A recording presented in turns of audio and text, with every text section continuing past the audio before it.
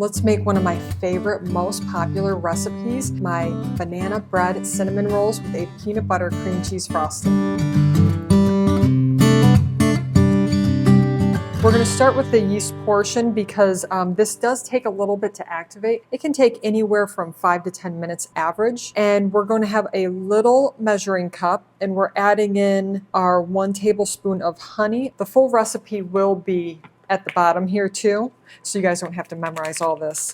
For the yeast, we're going to use a rapid rise instant yeast. If you don't have the little packets like this, it is going to equate to 2 teaspoons of active yeast. The next part is we're going to add in our warm water. This is where we want to make sure that we're getting the right temperature. So I just do this right out of my kitchen sink, turn the water on hot, and we want it to be right around 110 degrees. That's going to be super key because if it's too hot, it kills the yeast. If it's too cool, it's not going to activate the yeast. So you can always put a thermometer under here to see, once it hits that 110. All right, now our water is getting pretty hot here. We're going to do half a cup. And you can either put it in a measuring cup and then pour it in here to make sure that it's exact, or you can put it right in here. You just want to make sure that you're getting half of a cup exactly. Pour that in and go ahead and mix that up. We also need to add in half of our sugar. The sugar helps activate the yeast. All right, now we're setting that aside. Let's go ahead and measure out our flour. I'm going to go over a tip on measuring, and this is going to be really key for any kind of measuring on any type of powders. When you fill up your cup, you're going to shake off that extra amount. Never pack your flour.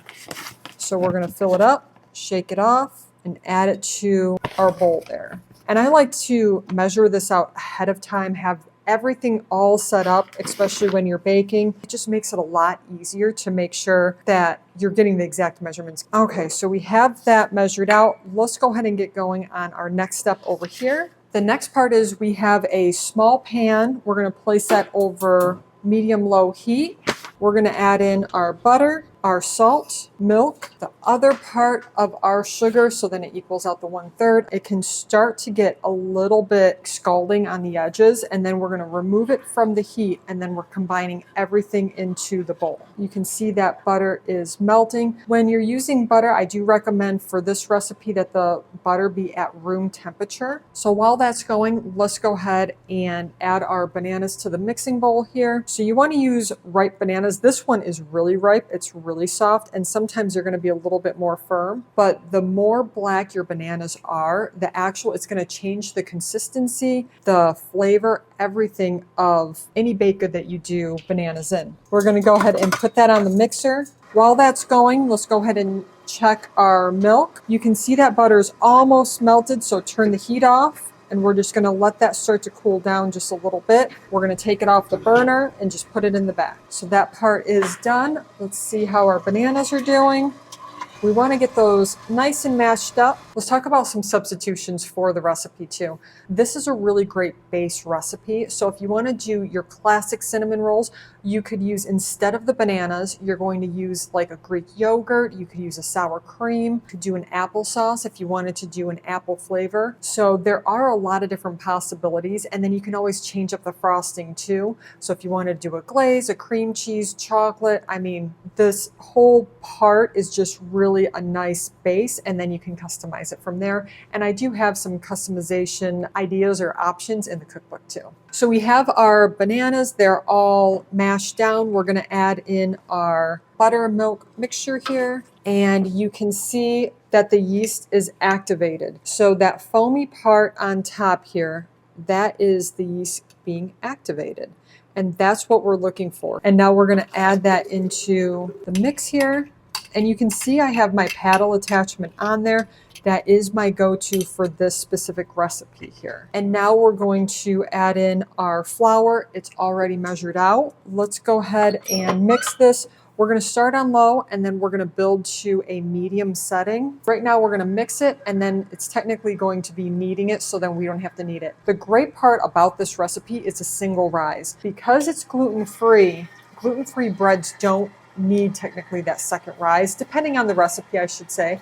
But in most recipes for bread, gluten-free, you're doing a single rise. It also makes it where you don't have to worry about that air coming out of it because we want that to rise. If we work it too much, sometimes it will deflate, and we want to avoid that. Now this is where we're going to let it go for a few minutes. Let's go ahead and start mixing up our filling for the inside. So we have our butter, cinnamon, and brown sugar. When you're measuring out the brown sugar, it should always be a packed brown sugar, and unless the recipe specifies, it's going to be a light brown sugar. And we're just going to mash that all together so it's kind of like a fine crumb. That's done. Now I like to just use leftover butter. We always have that tablespoon or two in the fridge, and then I just keep the wrap and we just butter the pan with that. You could also use saran wrap, works really good for this, but we want to make sure that's nice and buttered. For the baking dish, you can use a lot of different things. You can use ceramic. I'm using a cast iron that's a ceramic coated. You just want to make sure that it's the measurements that are specified below, and you can do different sizes. So we're going to do about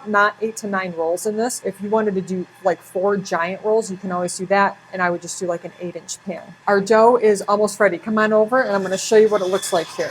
You can see how it's almost pulling there.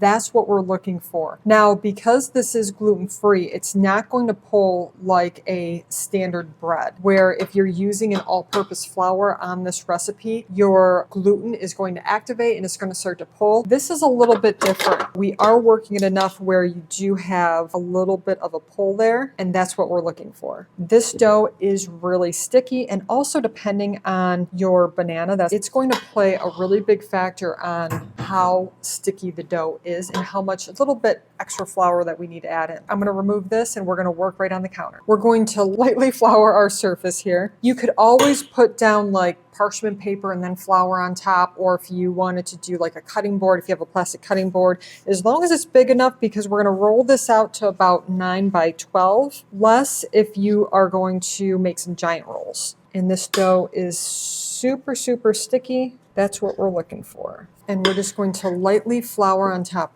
We don't want to dry the dough out, and we don't want to overwork the dough. We're going to flour the rolling pin, flour your hands. It's just going to make your life easier. Even though you're making a mess, it will make your life easier, I swear. And we're just going to gently pat the sides here because they're sticky. We want to make sure that when we're rolling this out, that the dough doesn't stick to the rolling pin and that we can get a nice shape. And we're just gently rolling, very, very gently. If you start to notice that your dough is sticking to the rolling pin, go ahead and flour a little bit more. Again, you really don't want to overwork it, but we do want it to be a little bit more square because we do want those edges to be the same thickness so one roll doesn't cook quicker than the other one. Okay, so there is our dough, and we're going to go ahead and spread the cinnamon sugar butter topping on it, and we're just going to move it around just a little bit, pat it down. So I washed my hands just because I had the brown sugar all over it, but now I'm going to put the flour back on my hands, and we are going to gently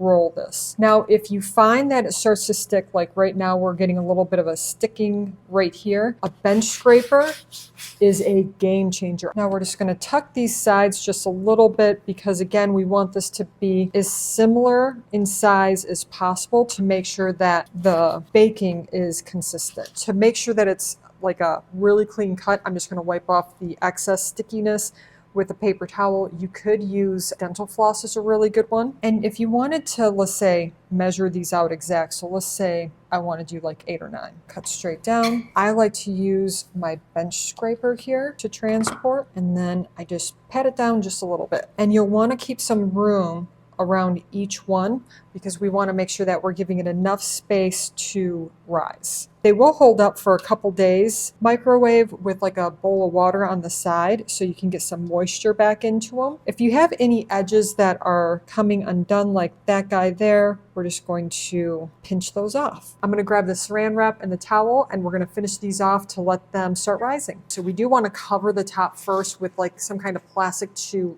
get that moisture in there. I use this instead of like saran wrap. It's kind of like a plastic coating underneath, and then we're covering the top with the towel towel. One of my favorite kitchen tools is a dough mat. This is specifically for like yeast baking breads. This first, where you have your dough mat, place a towel on top of it, and then you would place your yeasted bread where it's going to be rising, and it really helps it rise, and almost like double the time it's going to help it rise. It's an amazing tool to have. Our cinnamon rolls are out of the oven and they smell so good. Oh, and I like to just do a dollop on each one first and then spread them. It really is just like a banana bread mixed with a cinnamon roll. And when you add this when it's warm, it's just gonna melt and become so gooey, so delicious. That middle one is calling my name.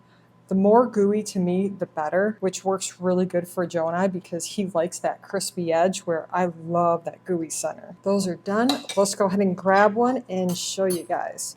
You guys, it smells so good.